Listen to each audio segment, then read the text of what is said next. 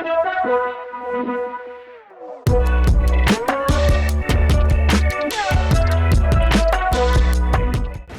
friends, welcome to the Car Guide. My name is Rishabh and today we have the king of premium hatchbacks, the i20.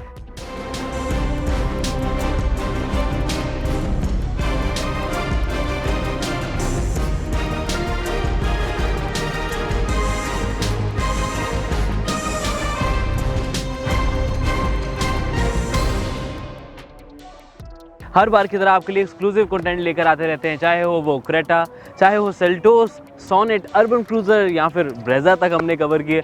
इसी तरह हमने बहुत सारे exclusive content लेकर आए। तो i20 की एक्सक्लूसिव ड्राइव रिव्यू आपके लिए पेश है। ऑल ओवर इंडिया में पहला, हिंदी में भी पहला कह सकते हैं, ऑल ओवर वर्ल्ड अगर देखें तो। इस बात पे एक लाइक ज़रूर बनता है एंड वीडियो को लाइक के साथ साथ नीचे कमेंट ज़रूर कर दें i20 के बारे में आप क्या सोचते हैं। प्राइस ऑलरेडी आ गई है, मेरा ओपिनियन है थोड़ी सी ओवर प्राइस्ड है, लेकिन Hyundai कंपनी कहती है कि जिस तरह की इसकी क्वालिटी है, फीचर्स है, ये प्राइस बिल्कुल जस्टिफाइड है। तो आज हम वही चेकआउट करेंगे कि जो आप सोच रहे हैं कि प्राइस ज़्यादा है, वो क्या एक्चुअल में ज़्यादा है या हमें लग ज़्यादा रही है। तो इस वीडियो को एंड तक ज़रूर देखें, बिकॉज आज हम कवर करने वाले हैं। शुरुआत करते हैं हमेशा की तरह सेफ्टी पॉइंट ऑफ व्यू से। बात करते हैं गाड़ी के एर्गोनॉमिक्स के। अब अगर आपको इससे भी ज़्यादा पावर चाहिए, ड्राइवर्स कंफर्ट की बात कर लेता हूँ, बहुत इंपॉर्टेंट है। रियल लाइफ माइलेज की मैं आपसे बात कर रहा था सच। वीडियो को कंटिन्यू करने से पहले एक इंपॉर्टेंट मैसेज, अगर आपको इस पुरानी गाड़ी है जिसे सेल करना चाहते हो तो बहुत ही अच्छी ऑप्शन है Cars24। डिस्क्रिप्शन में आपको लिंक मिल जाएगा। Free inspections, free RC transfers, instant payment के ऑप्शन भी अवेलेबल है और आपको अपनी पुरानी गाड़ी की बेस्ट वैल्यू मिल जाएगी, सेफ एंड सिक्योरिटी, कोई डॉक्यूमेंटेशन की टेंशन नहीं। डिस्क्रिप्शन में लिंक है, चेकआउट ज़रूर करें।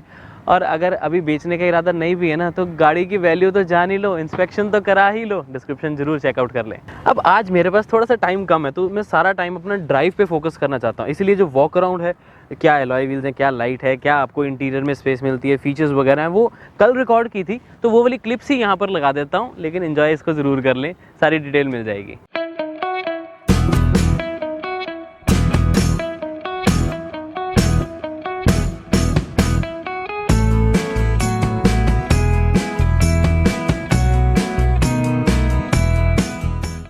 शुरुआत करते हैं हमेशा की तरह सेफ्टी पॉइंट ऑफ व्यू से। तो देखो, एंड कैप रेटिंग तो एक सेपरेट चीज़ है, लेकिन उसके अलावा जो आपको फील होता है, सेफ एंड सिक्योर फील होता है कि नहीं होता। डोर्स की thumping sound is really good. अंदर बैठते आपको फील होता है कि हाँ, आप एक सॉलिड बिल्ड गाड़ी में बैठे हो, no doubt there at all. And आपको फील होगा, वो आपको जैसी गाड़ी में बैठोगे ना, जितनी भी चीज़ें हैं, चाहे वो बिल्ड क्वालिटी क्यों ना हो, वो भी आपको प्रॉपर सॉलिड फील होती है। बात करते हैं गाड़ी के एर्गोनॉमिक्स के बारे में, यानी कि बटन प्लेसमेंट कैसी है, तो बिल्कुल परफेक्ट, बिकॉज हर एक बटन बहुत सोच समझ के रखा गया है। चाहे वो एसी कंट्रोल हो, मेरे को आम जितनी मैं स्ट्रेच करना चाहता हूँ वहाँ तक करके इसे आगे झुकना नहीं पड़ता। एसी बहुत अच्छे से कंट्रोल होता है, नीचे यूएसबी सॉकेट भी है। राइट साइड पे आपको ओआरवीएम कंट्रोल्स मिल जाएंगे, so no issue there at all. हालांकि इंग्रेस मेरे को थोड़ा सा लगता है कि नैरो है, बेटर हो सकता था, but this is a small hatchback, क्या एक्सपेक्ट कर सकते हो। एसयूवी वाली तो आपको डोर फ्रेम नहीं मिलेगा ना, तो आपको ऑफकोर्स थोड़ा सा झुकना पड़ता है, स्पेसिफिकली अगर कोई बहुत लंबी हाइट वाला है तो। बात करते हैं विजिबिलिटी की। अब क्योंकि अब मैं शहर में चला रहा हूँ, तो बहुत इंपॉर्टेंट हो जाता है कि आपको अच्छे से रिव्यू दे पाऊँ कि मेरे को विजिबल है या नहीं। उस हिसाब से अब क्योंकि नई वाली i20 का जो डिज़ाइन है वो थोड़ा स्लोपिंग है, तो मेरे को बोनट तो बिल्कुल भी नज़र नहीं आता है। मैं अगर सीट ज़्यादा भी एडजस्ट कर लूँ ऊपर की तरफ, तब भी नहीं नज़र आएगा। हाउएवर, लेकिन पिलर्स जो हैं उनकी विड्थ ज़्यादा नहीं है, उसकी वजह से कॉर्नरिंग में ऐसे प्रॉब्लम नहीं आती, स्पेसिफिकली यू टर्न में प्रॉब्लम नहीं आती, जो कि अभी मैं लेने वाला हूँ। तो विजिबिलिटी का एक आइडिया अच्छा है कि हाँ, आगे से एज उसका कॉर्नर गाड़ी का टच नहीं करेगा।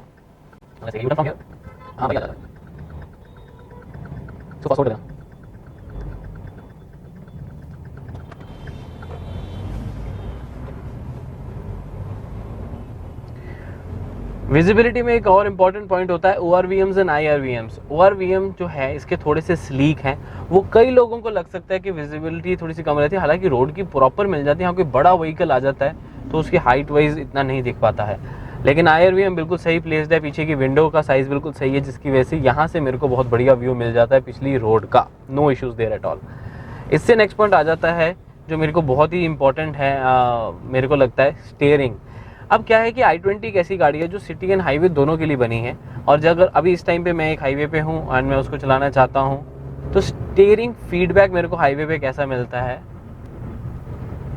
मैं बताता हूँ आपको। अब जितना भी हमने इस गाड़ी को अभी तक चलाया है, उस अकॉर्डिंगली मुझे लगता है कि स्टीयरिंग थोड़ा सा ऑन दी हैवियर साइड है और इतनी स्पीड अभी होती नहीं जितना ज़्यादा ये हैवी हो जाता है। देखो अब बिल्कुल लाइट है, अब तो ऑब्वियसली क्योंकि स्पीड बहुत कम है, तो ये तो एक अच्छा पॉइंट है कि स्पीड कम होने पे या बिल्कुल रुकने पे आपको दिक्कत नहीं आती, बहुत लाइट वेट हो जाता है। फिंगर से भी यूज़ करना है तो मैं कर सकता हूँ, और हेल्प भी करता है स्टीयरिंग अपने आप को करने में। तो सिटी के लिए तो बढ़िया है, लेकिन for the highways I feel थोड़ा सा ज़्यादा हैवी है। इतना हैवी 80-100 पे हो तो ठीक है, बट 60 पे ही हैवी होना शुरू हो जाता है। बहुत छोटी सी चीज़ है, बट हाँ इम्प्रूवमेंट हो सकती थी यहाँ पर।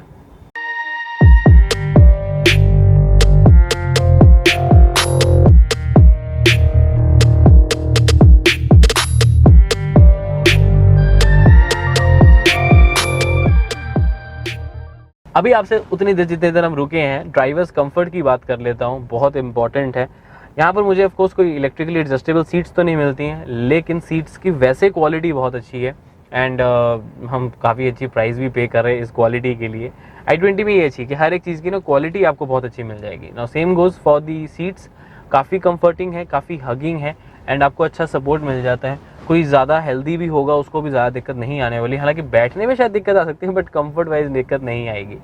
एंड सेकंड पॉइंट आया था इसका ड्राइवर्स कंफर्ट में ही, डेड पेडल भी यहाँ पर दिया गया है with the manuals and with the automatics as well. This is the DCT transmission we are driving today, the top one and the most expensive one to be honest. And इसमें भी आपको proper dead pedal दिया गया है आपके arm कह रहा हूँ, लेग रेस्ट के लिए। ड्राइवर्स कंफर्ट में आर्म रेस्ट होना भी बहुत ज़रूरी है। राइट साइड पे तो मेरे को प्रॉपर आर्म रेस्ट मिल जाती है, लेफ्ट साइड पे थोड़ी नीचे ज़्यादा है, मेरे को सीट थोड़ी सी नीचे करनी पड़ेगी। बट अगर मैं सीट नीचे करूँगा तो मुझे विजिबिलिटी या कमांडिंग पोजीशन फील नहीं होगी, थोड़ा लो फील करूँगा।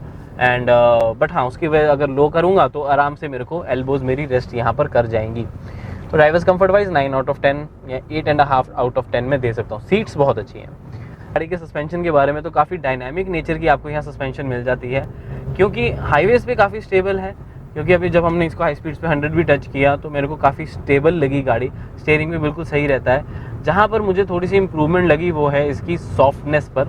अब क्या है कि अंदर तो देखो आवाज़ बहुत कम आती है जब हम स्पीड ब्रेकर्स या पॉटहोल्स पे हैं, बट जब हम 120 टच करेंगे तब आपको थोड़ी सी ये वॉबलिंग लगेगी, थोड़ा सा आप करोगे कि यार थोड़ी सी कम कर लेते हैं स्पीड, थोड़ी सी कम कर लेते हैं, ज़्यादा नहीं।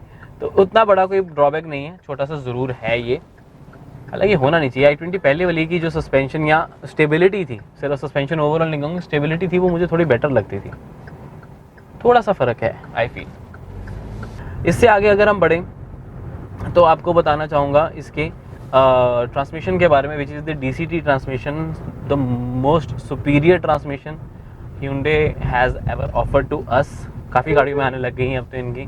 काफ़ी अच्छी सस्पेंशन है, सॉरी काफ़ी अच्छी ट्रांसमिशन है, लेकिन इसमें एक छोटा सा ड्रॉबैक रहता है हीटिंग इशू का, जो कि इसकी वेन्यू एंड क्रेटा के साथ है, और इवन DCTs के साथ किसी के साथ भी है, चाहे वो सेल्टोस है चाहे वो हेक्टर है। एंड उन सारों में DCT का ये ड्राई क्लच असेंबली की वजह से थोड़ा सा हीटिंग इशू रहता है, but that too only in bumper to bumper traffic. जब आप बहुत ज़्यादा आधा घंटा 20 मिनट आधे घंटे ज़्यादा आप इसको ड्राइव मोड पे रखते हैं और ब्रेक के ऊपर प्रेस रखते हैं अपना पैर, जिसकी वजह से सारी जो हीट है, फ्रिक्शन है, वो आपके ट्रांसमिशन में जाती है और वो हीट अप हो जाती है। हालांकि कंपनी कहती है कि उन्होंने इस चीज़ को काफ़ी इंप्रूव किया है, अब i20 में प्रॉब्लम नहीं आएगी, इवन क्रेटा में प्रॉब्लम नहीं आएगी। तो देखते हैं क्या बनता है। क्रेटा में अभी तक मेरे को तो कोई नहीं मिला जो कह रहा हो कि हीटिंग इशू आ रहा है, मतलब एक दो जनों ने थोड़ा बोला था, बट वो 1 घंटे की ड्राइव बेंगलोर में फंसे, उसकी प्रॉब्लम रहती है। लेकिन आपको बता दूं कि जो Hyundai का मैनुअल मिलता है ना आपको, ट्रेनिंग मैनुअल, जो आप owners manual, sorry not training manual, owners manual मिलता है, उसमें भी लिखा हुआ है कि जब भी आप ट्रैफिक में फंसे हैं तो कोशिश करें न्यूट्रल करते रहें, लगातार उसे ड्राइव मोड पे ना रखें। वो उसका रीज़न भी यही है, हीटिंग इशू। अब आपसे बात करना चाहूँगा मैं इसकी एक्सलेरेशन के बारे में। अब बीइंग अ 120 PS इंजन, बहुत ही बढ़िया एक्सलेरेशन है, मज़ा आ जाता है गाड़ी को चलाकर। आपको मिलती है यहाँ पर 1 लीटर का टर्बो पेट्रोल इंजन, जो कि आप वेन्यू में देख रहे हैं, जो कि आप अभी उसमें आया है, नियोस स्पोर्ट्स में आया है, बट उसमें दूसरा है, मतलब ट्यूनिंग डिफरेंट है। बट ये 120 PS बहुत बहुत अमेजिंग है एंड काफ़ी अच्छी आपको पावर मिल जाती है, और बल्कि वेन्यू से ज़्यादा इसकी एक्सलेरेशन है। उसका रीज़न है कम वेट, हाइट कम और ग्राउंड क्लियरेंस भी कम as compare to the Venue, तो एक्सलेरेशन में काफ़ी हेल्प मिल जाती है। अभी हम स्पीड ब्रेकर्स में आप देख सकते हैं थोड़ी सी भी आवाज़ अंदर नहीं आ रही है, विच मीन्स सस्पेंशन की क्वालिटी कितनी अच्छी है, बिल्कुल भी आवाज़ नहीं आती। और जर्कीनेस भी नहीं लगती। अब इतने बड़े बड़े स्पीड ब्रेकर ऐसे ऐसे बाउंस तो करोगे बट झटके नहीं लगते हैं गंदे वाले। That's a really good thing. जो कार एंथुजियास्ट जिनको पावर चाहिए ना, पावर एंथुजियास्ट हैं, उनको ये 120 PS वाला इंजन ना बहुत पसंद आएगा फॉर श्योर। अभी एक और बार करें, ये लो, वो नाइस। आप देख सकते हैं डिले भी नहीं है, it goes all the way to 6200 RPM and जैसे ही पेडल करता हूँ हार्डली 0.2 सेकेंड्स का मेरे को यहाँ फ़र्क आएगा और उसके बाद जो पावर मिलनी शुरू होती है मैं पूरा पीछे लग जाता हूँ, जैसे आपने देख ही लिया। तो 120 PS डेफिनेटली सबको पसंद आएगा, मुझे आया है। अब अगर आपको इससे भी ज़्यादा पावर चाहिए तो आपको स्पोर्ट्स मोड भी दिया जाता है कंपनी की तरफ से। आपको कंपनी की तरफ से क्या, सारी DCTs में आपको स्पोर्ट्स मोड मिलते हैं, जब अपने गियर लीवर को सिर्फ राइट की तरफ को शिफ्ट करो एंड उसके बाद आप इसको मैनुअली गियर भी चेंज कर सकते हो और इसे स्पोर्ट्स मोड भी कहा जाता है, जो कि मैंने अभी इसे स्विच कर लिया है। Now this is the third gear. अब जो पहले डिले आ रहा था उससे भी कम डिले आएगा। अब अगर एक्सलेरेट मुझे करना है, अब अगर मैं इसको स्पोर्ट्स मोड पे कर लेता हूँ और एक्सलेरेट करना चाहता हूँ तो डिले बहुत कम हो जाता है एंड एकदम से गाड़ी भागती है, लिटरली छूट जाती है, जैसा कि आपने फ्रेम में देखा होगा। अब एक इंपॉर्टेंट एस्पेक्ट आ जाता है real life mileage. Real life mileage discuss कर लेते हैं बिकॉज इस इंजन के साथ में इतनी खास है नहीं। कंपनी का क्लेम करना डिफरेंट है, बट अगर आप 120 PS के ऊपर इतना पैसा लगा रहे हो, DCT के ऊपर इतना पैसा लगा रहे हो, तो आप एक्सपेक्ट करते हो पावर अच्छी मिले, तब माइलेज का मत सोचना। जिस तरह मैं अभी एक्सप्लोरेट कर रहा हूँ, अगर मैं इस तरह इसकी माइलेज चेक करने लगूंगा इस मोड पे तो ये बहुत कम आएगी, हार्डली 8, 9, 10 के आसपास। But during cities normal drive अगर हम कंसिडर करें तो आपको 13 के आसपास इसकी माइलेज मिलनी चाहिए with the turbo petrol engine, with the DCT of course. And if you talk about the highways पे आपको मिल जाएगी 16, 17, 18 के अप्रॉक्सीमेटली। लेकिन अगर आप क्रूज़ कंट्रोल लगा लेंगे टर्बो मोड DCT पे तो आपको ईजिली 20, 21 मिल जाएगी ईजीली, कोई दिक्कत आपको वहाँ पर नहीं आएगी।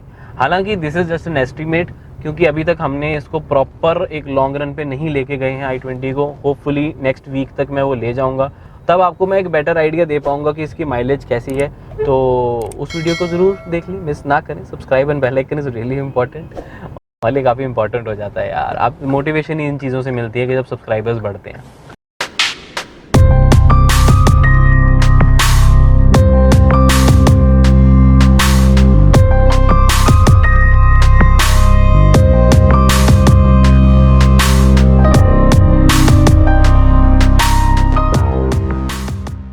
नाउ एक्सप्रेशन आपके लिए एक और मैंने करना है अभी, तब तक मैं आपसे ब्रेकिंग की वैसे बात कर लेता हूँ, क्योंकि हमने इसको काफ़ी अप्लाई भी किया, आगे स्पीड ब्रेकर्स वगैरह आए थे तब किया था। ब्रेकिंग वाइज भी आपको दिक्कत नहीं आएगी, very very confident braking. Front में आपको डिस्क ब्रेक्स मिल जाती है, पीछे ड्रम। एक्सप्रेशन की बात करते हैं, ठीक है। Now right now the speed is 42, ठीक है, एंड RPM ऑफ कोर्स है 2200 पे एंड गियर है 4th। अब मैंने पेडल किया, सीधा गियर शिफ्ट हुआ 2 पे और ये मिल रही है पावर, बहुत अच्छी पावर है। रेविंग ज़रूर इसकी थोड़ी हो जाती है, it goes all the way to 6700 actually. पहले मुझे लगता है 6200 पे इन्होंने चेंज किया, बट ऐसा नहीं है, 6700 पर भी पूरा रेव करता रहा। अब रेविंग की बात हो ही रही है तो it is important to discuss the NVH levels here. अभी रेड लाइट आ गई है तो हम आराम से फिर से ब्रेक मार के आपसे बात कर पाएंगे। NVH लेवल्स की बात करूँ, नॉइज़ तो अंदर नहीं आपको आएगी। स्पेसिफिकली अगर आप 4000 RPM से नीचे हैं कोई दिक्कत नहीं है। Even if you go for the IMT तब भी मतलब यू नो बैंड जो आपका रहेगा वो 2000-3000 RPM के बीच में रखें तो बेस्ट है। IMT चलाएंगे तब उसके बारे में बात करेंगे। इसमें नॉइज़ नहीं आपको अंदर आएगी। नॉइज़ अंदर तब आती है जब आप 5000 RPM क्रॉस कर जाते हो, तब आपको अंदर आने लगती है, बट वो भी अनोइंग नहीं लगती है क्योंकि वो टर्बो चार्जर की आवाज़ है, तो आपको वो एक स्पोर्टीनेस का फील करवाएगी फॉर श्योर। हार्शनेस वाइज भी कोई दिक्कत नहीं आएगी। ये इंजन काफ़ी रिफाइंड है, specifically in this BS6 form. And Hyundai company में कभी भी हार्शनेस की प्रॉब्लम आई भी नहीं है इंजन्स के साथ। Engines are really good. Same goes with the vibrations आपको नहीं फील होंगी। Only when you are crossing 6000 RPM तब आपको थोड़ा सा नॉइस के साथ वाइब्रेशन होगा, वैसे नहीं। नॉइस सिर्फ इंजन की नहीं होती, कैबिन के अंदर आने की बात भी होती है, तो उस अकॉर्डिंगली NVH लेवल्स में भी आपको बहुत ही मिनिमम नॉइस अंदर आती है। जितनी रिक्वायर्ड है उतनी ही आएगी, उससे ज़्यादा नहीं। ट्रांसमिशन की मैं आपसे यहीं पे बात कर रहा था, तो ट्रांसमिशन वाइज भी आपको देखो दिक्कत कोई नहीं आएगी। आपको बढ़िया एक अच्छी क्वालिटी की ट्रांसमिशन यहाँ पर मिल जाती है। गियर शिफ्ट्स की अगर मैं बात करूँ तो वो आपको फील नहीं होते हैं। जब आप एकदम से रेव करेंगे तब डेफिनेटली आपको फील होंगे गियर शिफ्ट, बट अगर आप नॉर्मल सिटी में चला रहे हैं या नॉर्मली आप गाड़ी चला रहे हैं एक नॉर्मल कंडीशन में, तब आपको गियर शिफ्ट नहीं फील होंगे, which is a really good thing. सकते हैं। आपको स्टीयरिंग फीडबैक बहुत अच्छा मिलता है और आपको एक बढ़िया प्रॉपर पावर मिलती है जब आप रेस देते हैं। डिलेज नहीं है, it's quick and fast, quick and Swift. हाँ अच्छा, i20 को मैं स्विफ्ट कह रहा हूँ समझ सकते हैं आप। तो ये था मेरी तरफ से the i20 detail drive review in the car guide style. सारे पॉइंट्स हमने कवर कर लिए, फिर भी कुछ रह गया होगा तो नीचे कमेंट कर दीजिए, मैं आपके हर एक क्वेश्चन का रिप्लाई कर दूंगा। एंड उसके साथ साथ सब्सक्राइब तो कर लो यार चैनल को जिन्होंने नहीं किया, क्योंकि हम इसी तरह का एक्सक्लूसिव कंटेंट लेकर आते रहते हैं। आई प्रॉमिस यू मैग्नाइट के बारे में भी एक्सक्लूसिव कंटेंट मैं ही आपके लिए लेकर आऊँगा और आने वाली गाड़ियों के बारे में भी। तो like, share, subscribe, bell icon and सबसे इंपॉर्टेंट शेयर वाला है, ताकि आपके फ्रेंड्स एंड फैमिली सारे लोग सब्सक्राइब जरूर कर लें चैनल को। मेरे को बहुत अच्छी मोटिवेशन मिलती है जब सब्सक्राइबर्स गेन होते हैं। मिलता हूँ आपसे अगली वीडियो में। Until then drive safe and take care, bye bye.